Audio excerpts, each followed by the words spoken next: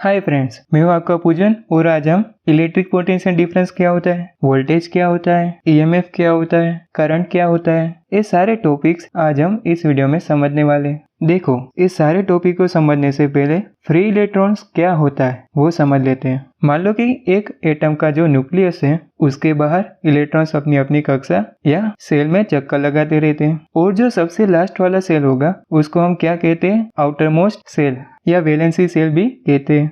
तो अगर इस आउटर मोस्ट सेल के इलेक्ट्रॉन्स पर बाहर से एनर्जी दे दी जाए तो क्या होगा, इस आउटर मोस्ट सेल से इलेक्ट्रॉन्स बाहर हो जाते हैं, मुक्त हो जाते हैं, जिसको हम फ्री इलेक्ट्रॉन्स कहते हैं। और ये फ्री इलेक्ट्रॉन्स ऑब्जेक्ट में कहाँ रहते हैं, तो जो एटम्स के बीच में जो खाली जगह रहती है उनके बीच में अलग अलग डायरेक्शन में यहाँ वहाँ घूमते रहते हैं। और जिस मटेरियल के अंदर फ्री इलेक्ट्रॉन्स प्रेजेंट होते हैं ताकि उन फ्री इलेक्ट्रॉन्स की हेल्प से करंट फ्लो हो सके, ऐसे मटेरियल को कंडक्टर कहते हैं। For example copper, steel, gold, aluminium, हमारी ह्यूमन बॉडी, अर्थ, एनिमल्स, ये सारे कंडक्टर्स ही तो है जिसके अंदर फ्री इलेक्ट्रॉन्स प्रेजेंट होने की वजह से करंट फ्लो हो सकता है। और जिस ऑब्जेक्ट के अंदर फ्री इलेक्ट्रॉन्स नहीं होते तो फिर फ्री इलेक्ट्रॉन्स ना होने की वजह से उसमें से करंट फ्लो नहीं हो सकता। ऐसे मटेरियल को हम इंसुलेटर कहते हैं। For example would, glass, air, plastic, rubber, ये सारे इंसुलेशन है जिसके अंदर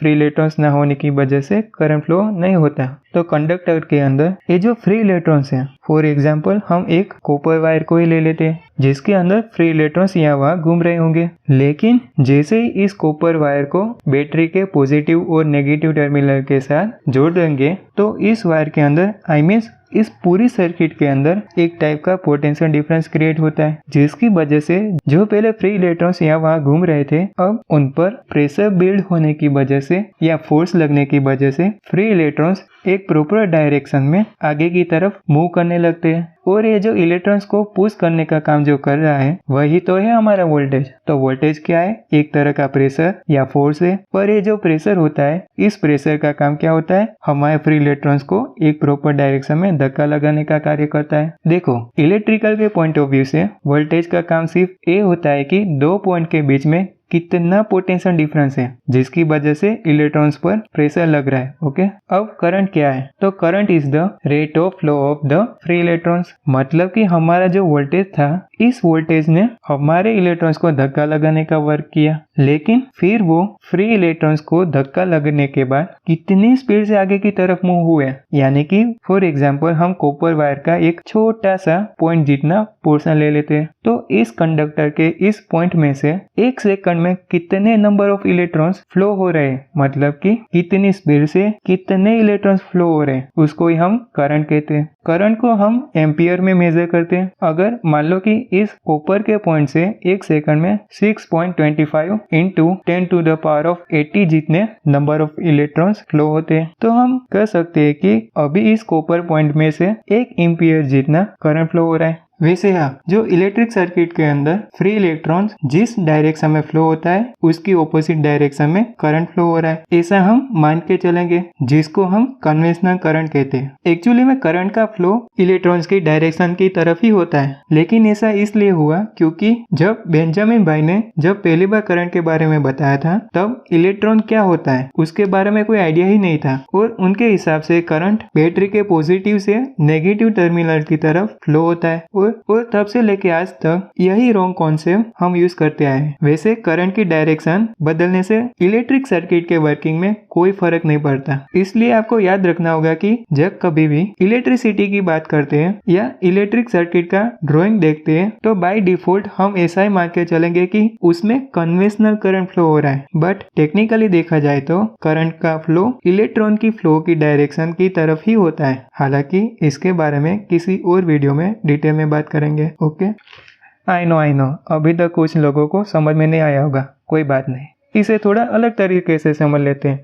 देखो, सबसे पहले पोटेंशियल डिफरेंस क्या होता है तो इसको एक एग्जांपल से समझ लेते हैं। यहाँ पर 2 टैंक हैं जिसमें एक टैंक में पूरा पानी भरा हुआ है और दूसरे टैंक में काफी कम पानी भरा हुआ है, और टैंक 1 में ज्यादा पानी है तो उस पानी का ज्यादा प्रेशर होगा, यानी कि हायर पोटेंशियल होगा, और टैंक 2 में कम पानी है तो उसमें लोअर पोटेंशियल होगा। लेकिन हम जैसे ही इन दोनों टैंक को एक पाइप से जोड़ देते हैं तो इस केस में क्या होगा, तो हमारा जो फर्स्ट टैंक है जिसमें ज्यादा पानी रखा हुआ है वो यहाँ से ऑटोमेटिकली लोअर पोटेंशियल की तरफ दूसरे टैंक में आ जाएगा, और ये पानी दूसरे टैंक में तब तक आता रहेगा जब तक इन दोनों टैंक में पानी का लेवल इक्वल नहीं हो जाता, मतलब कि दोनों टैंक में इक्वल पोटेंशियल नहीं हो जाता। तो सिर्फ पानी ही नहीं, दुनिया का कोई भी चीज अपनी हायर पोटेंशियल से लोअर पोटेंशियल की तरफ मूव करता है। सेम उसी तरह का हम इलेक्ट्रिक पॉइंट ऑफ व्यू से देखें तो देखो, हम सबको पता है कि करंट क्या होता है, rate of flow of electron. तो हमारे इलेक्ट्रिक सर्किट के अंदर अगर एक साइड नंबर ऑफ इलेक्ट्रॉन्स की संख्या ज्यादा होगी और दूसरी साइड इलेक्ट्रॉन्स की संख्या कम है, तो इस केस में क्या होगा कि इन दोनों के बीच में जो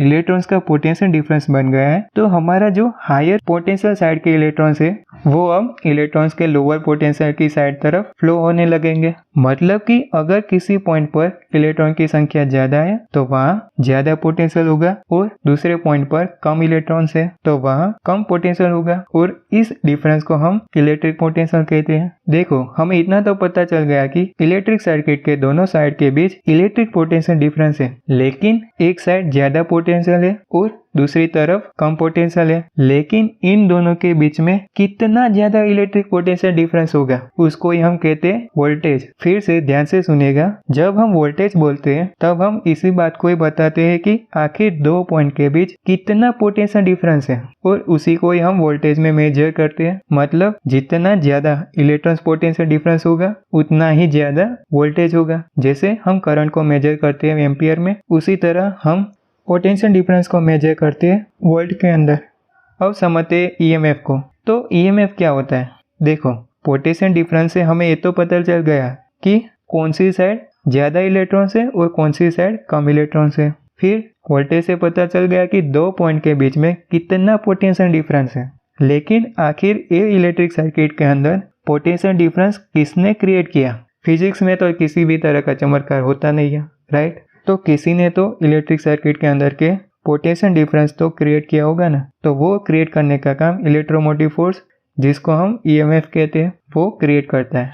फॉर एग्जांपल, मान लो कि मुझे यहाँ पे लोड को चलाना है, आई मीन्स बल्ब को चलाना है। देखो, किसी भी इलेक्ट्रॉनिक डिवाइस को हम लोड कहते हैं, फिर चाहे वो बल्ब हो, टीवी हो, पंखा हो, वॉशिंग मशीन हो, कोई भी चीज जिसको चालू करने के लिए उसके अंदर कंटिन्यूसली करंट फ्लो होना जरूरी होता है। तो यहाँ पर हमारा बल्ब है जिसको चालू करने के लिए मुझे इसके अंदर करंट फ्लो करवाना पड़ेगा, और करंट फ्लो तब होगा जब इलेक्ट्रिक सर्किट के अंदर पोटेंशियल डिफरेंस क्रिएट हो, तब जाके वोल्टेज करंट को आगे की तरफ पुश करेगा और करंट फ्लो होगा। तो ये पोटेंशियल डिफरेंस क्रिएट करने का काम बैटरी करेगा, क्योंकि बैटरी के एक पार्ट में हायर पोटेंशियल होता है और दूसरे पार्ट में लोअर पोटेंशियल होता है। यानी कि अब पूरी इलेक्ट्रिक सर्किट के अंदर पोटेंशियल डिफरेंस क्रिएट होने की वजह से हमारा करंट फ्लो होगा। अगर हमें एसी सप्लाई चाहिए तो हम जनरेटर को लगा देंगे ताकि सर्किट में हमारा पोटेंशियल डिफरेंस बन सके और हमारा करंट फ्लो हो सके और हमारा लोड यानी कि बल्ब ऑन हो सके।